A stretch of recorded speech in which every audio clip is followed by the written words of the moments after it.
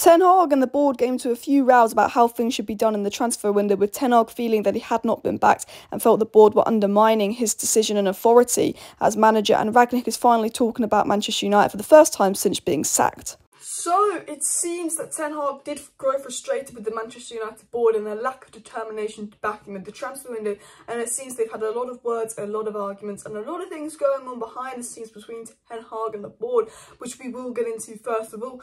And then second of all, Ralf Rangnick has finally responded and finally done an interview talking about Manchester United for the first time since sacking. What did Ralf Rangnick have to say? Will he be exposing the board? Well, he kind of does yet again. And what is Ten Hag's response to this? We're going to be talking about Rangnick, the board, Ten Hag, the Ronaldo situation, where actually Joe Glazer has told Ten Hag he cannot sell Ronaldo because he's a commercial asset, even though Ronaldo wants Ten Hag wants Ronaldo gone. He said he's not in the plans anymore. The board refusing to sell players that Ten Hag wants to sell. The board selling players like James Garner, who I've been told Ten Hag doesn't want to sell.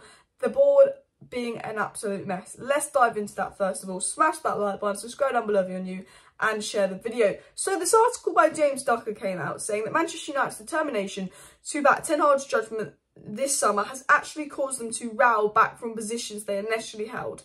And risk repeat of past recruitment mistakes. So basically what that is saying is Ten Hag's position in the transfer market is not what we're hoping for, and they had a new idea about how to approach the transfer market, but apparently they're rowing about this and they're doing other things. He also said, adamant that the days of being held to ransom were over, United paid more than 50 million euros above their original valuation for Antony and Martinez.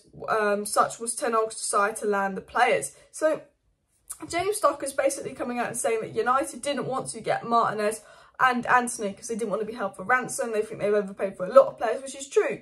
United don't want to be held for ransom, and there were some issues where Ten Hag wanted the players, but United were very reluctant to sign the players because of the price. But ultimately, what happened? Jim Ratcliffe said he'd buy United. The Glazers out protest was going on. The Glazers thought, shit, we've got to spend some money. So yeah, actually, you know what? Fuck the Rabiot and Arnautovic plan. Jim Ratcliffe wants to buy the club. We're a bit worried, with the Glazers out protest. Let's get him, Casemiro and Antony. That is probably what happened. But I want to say something about this report.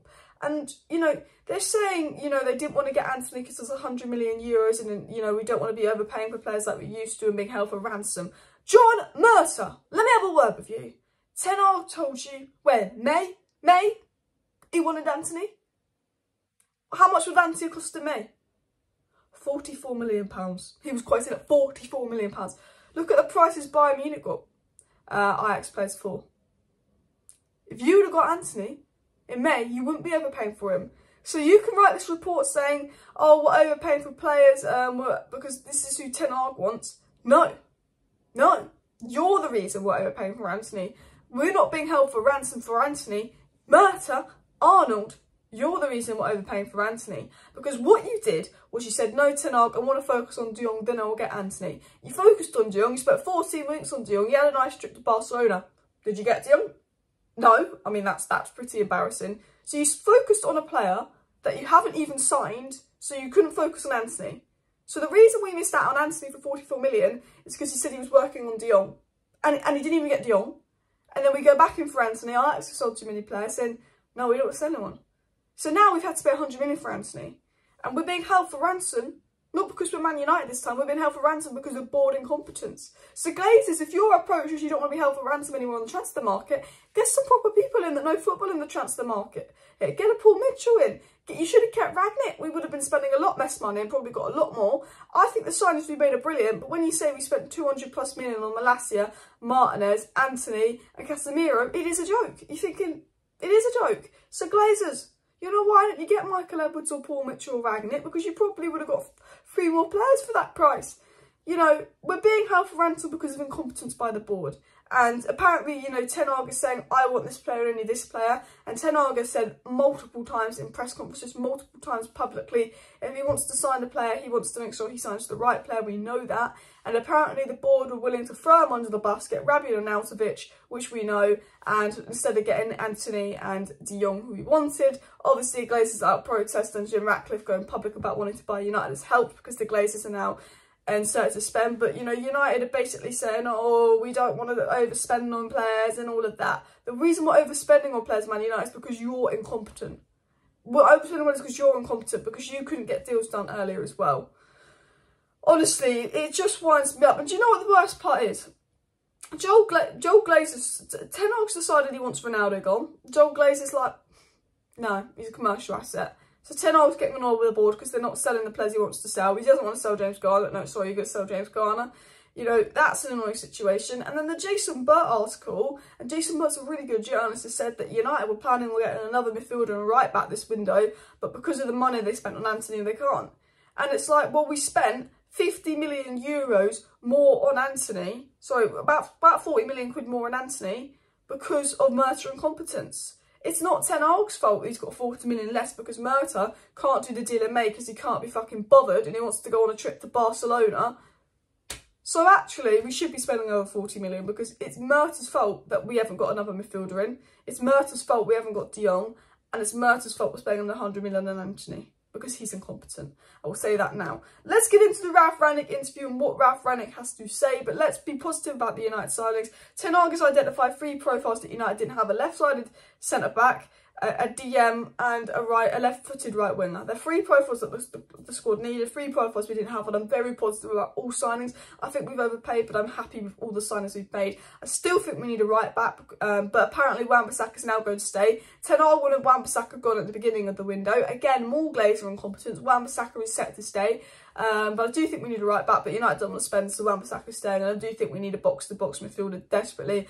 I think I would have loved the Nunes guy that's gone to Wolves. De Jong is the ideal profile, but Bennett is a good player, I think would be quite cheap. Kakare is a good player that I think would be cheap, but United aren't going to buy anyone unless it's someone like Memphis Depay or an Austria Ronaldo on loan. I think if we buy someone, guys, this window, it's an attacker, depending on the Ronaldo situation. But let's get into the Ralf Rangnick stuff. So Ralf Rangnick said this about Man United in a recent interview. And this is the first time he's actually spoken about United since he was sacked. So Rangnick said, it would have not taken Manchester United 6 months to do that. After just 2 weeks, it was clear to me where the problems were and what needed to be done to fix them. But the question was, are you going to have the option of changing these? So Ralf Rangnick's come out and said it was very obvious he knew how to fix United. It took him 2 weeks to figure out what was wrong with United, how it needs to be fixed, but he wasn't given the power to fix that. And that, in other words, is Ralf Rangnick saying it's very obvious the problem is with the board and the owners. It's very obvious that you could still win Premier League titles under Glazer ownership because FSG have won, you know, for Liverpool, have won, you know, Premier League titles. It's very obvious that if you get the right people in the board and the Glazers give them the funds and you get the right coaches and the right people in and you completely restructure the board, United can succeed. I remember Ralf Rangnick saying, you know, it's not just about changing the manager, you need to change the people higher up. And I say that is kind of Ralf Rangnick sort of saying, you know, if Man United really wanted to be a big club again, they'd need to spend a bit of money, which they don't want to do. They would need to get some more coaches in, but they don't want to get good coaches in. They'd rather get friends in. They need to get the right people on the board. No, let's get Michael Keane's fucking brother in to help with the finances. Oh, we're still overpaying for players. Maybe we should have got someone good in. And I think Ralf Rangnick was kind of saying there, you know, if the United, the problems are clearly the board. You know, Rangnick, obviously he didn't say there the problems with the board, but we know in all his press conferences for United, he made loads of digs at the board, and we know that him and Murta stopped speaking in February because of how he spoke about the board publicly. And I think it's very obvious he's saying, oh, the problem was with the board, but I didn't have the option of changing that. I think that's basically what he's saying as well. He did say, again, as a coach or a sports director, it's about being able to develop things and minimising the chance factor as much as possible. So again, sort of talking about, you want, you know, if you're a sporting director of a club like United, you want to be able to develop things and minimise the chance of, you know, failure. And he also said you develop a team in a direction where you use game control and certain type of football to create significantly more chances than you allow the opponent to have. So then he's just talking about a rebuild. You want to create a team which is going to create a lot of chances, a really good, beautiful team to build around the manager. But, okay, a lot of people are replying to this, so, but Ralf Rangnick left. Ralf Rangnick was sacked by the board because he literally exposed the board, like the open heart surgery comments, saying, you know, he wanted Diaz, he wanted Vlahovic, he wanted Alvarez, he didn't get them. He said he asked the board to spend, they said no. And remember this, when he was asked in a press conference about getting the Austria job, he says, I'm more than happy and willing to help out at Manchester United. He said, obviously, the next role at Austria still leaves space for me to do the United consultancy role. Rangnick said that publicly. Remember, Chelsea also wanted to appoint Ralf Rangnick, and Chelsea, before they got Tuchel in, they were actually going to get Ralf Rangnick, and the reason Ralf Rangnick didn't take the Chelsea job was because he said, I'm only going to take the job if I can get guaranteed a consultancy role or a role after it. Rangnick only took the Man United job because they told him he'd have a role after it. So do not tell me Rangnick left or Ten Hag didn't want Rangnick. Rangnick wanted to do that role. United got rid of him. And remember, one of the famous quotes that Rangnick said, it's crystal clear. It's not that difficult. You don't even need glasses to analyse to see where the problems are. So now it's only about how do we solve them, and for me it's clear it's not enough to do little minor amendments, some little issues here and there, some cosmetic things. No, this in medicine is what you call an operation of the open heart.